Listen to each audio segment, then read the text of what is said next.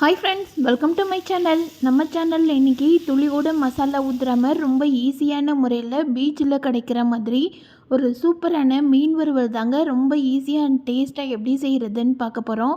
இந்த மாதிரி மெத்தடில் செய்யும்போது மீனில் இருக்கிற மசாலா பார்த்திங்கன்னா துளி கூட உதிரவே உதிராதுங்க. அதே நேரம் எண்ணெய் ஜாஸ்தி செலவு இல்லாமல் ஒரு தவாவில் சூப்பரான ஃபிஷ் ஃப்ரை தான் நம்ம இன்றைக்கி எப்படி செய்கிறதுன்னு பார்க்க போகிறோம்.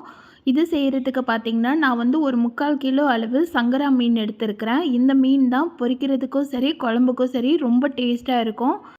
இதில் பார்த்திங்கன்னா முள்ளும் அந்தளவுக்கு ஜாஸ்தி இருக்காதுங்க. முதல்ல மீனை நல்லா சுத்தம் பண்ணி எடுத்துக்கலாம். இதுக்கு அடுத்தபடியாக மசாலா ஒன்று ஒன்றா சொல்கிறேன்.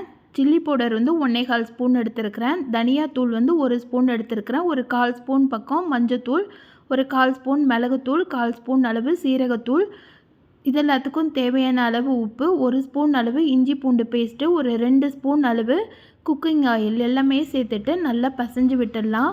ஒரு சிலருக்கு மிளகாத்தூள் வந்து கையில் பட்டுச்சுன்னா லைட்டாக எரியிற மாதிரி இருக்கும். அவங்களெலாம் ஸ்பூன் வச்சு மிக்ஸ் பண்ணி விட்டுக்கோங்க.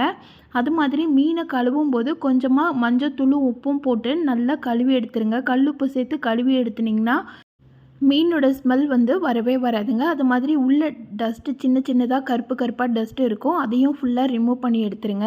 இப்போ மசாலா பேஸ்ட்டு வந்து நான் ரெடி பண்ணி வச்சுட்டேன். இது பார்த்திங்கன்னா ரொம்ப தண்ணியாகவும் இருக்கக்கூடாது, ரொம்ப கெட்டியாகவும் இருக்கக்கூடாது. ஒரு பேஸ்ட்டு கன்சிஸ்டன்சியில் இருக்கணும்.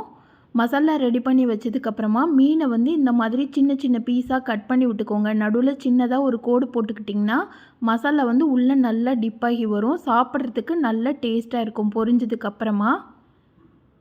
நான் சின்ன மீனாக எடுத்துருக்கிறதுனால ஒரு 3 கோடு மட்டும் போடுறேன். பெரிய மீனாக இருந்ததுன்னா அதுக்கேற்ற மாதிரி நீங்கள் சின்ன சின்னதாக கட் பண்ணி விட்டுட்டு மசாலா வந்து மீனில் எல்லா பக்கமும் படுற மாதிரி நல்லா கோட்டிங் பண்ணி எடுத்துக்கோங்க. முதல்ல லைட்டாக மசாலா எல்லா பக்கமும் ஸ்ப்ரெட் பண்ணி விட்டுட்டு இந்த மாதிரி ரைட் அண்ட் லெஃப்ட்டு 2 பக்கமும் தடவி தடவி எடுத்துகிட்டு மீதம் இருக்கிற மசாலாவை வேறு ஒரு மீனில் தடவிட்டிங்கன்னா எக்ஸஸ் மசாலாலாம் அந்த மீனில் ஒட்டிக்கும். மசாலாவும் பார்த்திங்கன்னா கரெக்டான அளவில் கோட்டிங் ஆகும். ரொம்ப தண்ணியாக எடுத்துட்டிங்கன்னா மீனில் வந்து மசாலா ஒட்டவே ஒட்டாது. அதே நேரம் ரொம்ப கெட்டியாகவும் மசாலா பசைஞ்சிட்டிங்கன்னா நம்ம பொரிக்கும்போது தனியாக பிரிஞ்சு வந்துடும். அதனால் ஒரு பேஸ்ட்டு கன்சிஸ்டன்சியில் மசாலாவை ரெடி பண்ணி வச்சுக்கோங்க. மீனில் மசாலா வெள்ளத்தையும் பரட்டி வச்சோன்னே ஃப்ரிட்ஜில் ஒரு 1/2 மணி நேரம் பக்கம் வச்சுருங்க. இது கொஞ்சம் ட்ரை ஆகி வரட்டும். இதை வந்து நம்ம இன்றைக்கி தவாவில் தான் போட்டு எடுக்க போகிறோம். நான் வந்து இரும்பு தோசைக்கல் எடுத்துருக்கிறேன். கல் நல்லா சூடானதுக்கப்புறமா ஒரு 2லேருந்து 3 ஸ்பூன் அளவு எண்ணெய் சேர்த்துக்கலாம். எண்ணெய் சேர்த்து நல்லா சூடாகணும். அதே நேரம் எண்ணெய் எல்லா பக்கமும் நல்லா ஸ்ப்ரெட் பண்ணி விட்டுடுங்க. எந்த இடத்துல எண்ணெய் இருக்கோ அந்த இடத்துல மட்டும் மீன் போடுங்க. மசாலா வந்து உதிரவே உதிராது. நீங்கள் இதே மாதிரி பேனில் கூட செய்து பார்க்கலாம், கரெக்டாக தான் வரும். எண்ணெய் இருக்கிற இடத்துல மீனை போட்டோன்னா மசாலா உதிராது. எண்ணெய் இல்லாத இடத்துல நீங்கள் மீன் போட்டிங்கன்னா மசாலாலாம் கல்லுலேயே ஒட்டிக்கும். அதே நேரம் நீங்கள் தவாவில் வந்து மீனை போடும்போது எண்ணெய் நல்லா சூடாக இருக்கணும். அதுக்கப்புறமா ஃப்ளேம் வந்து மீடியம் ஃப்ளேம்லேயும் லோ ஃப்ளேம்லேயும் மாற்றி மாற்றி வச்சு குக் பண்ணி எடுக்கணும். மீன் ஒரு சைடு வேகிறதுக்கு பார்த்திங்கன்னா ஒரு 3 நிமிஷம் பக்கம்தான் ஆகும்.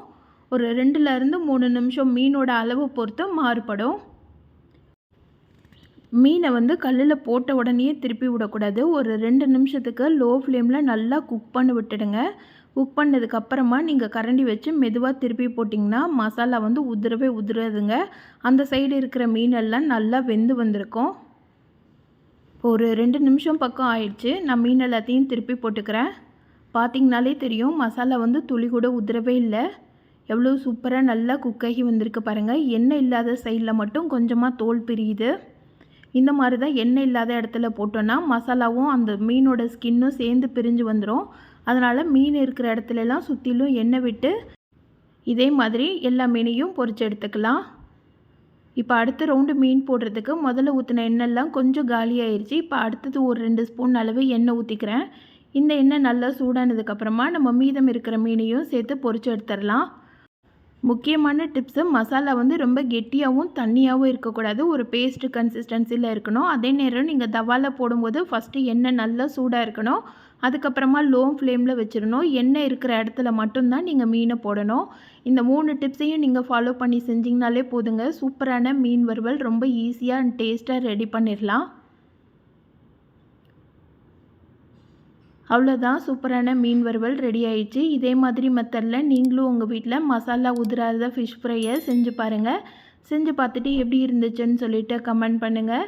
இந்த வீடியோ பிடிச்சிருந்ததுன்னா இந்த வீடியோவுக்கு லைக் பண்ணி சேனலை சப்ஸ்கிரைப் பண்ணிவிடுங்க. Thank you friends.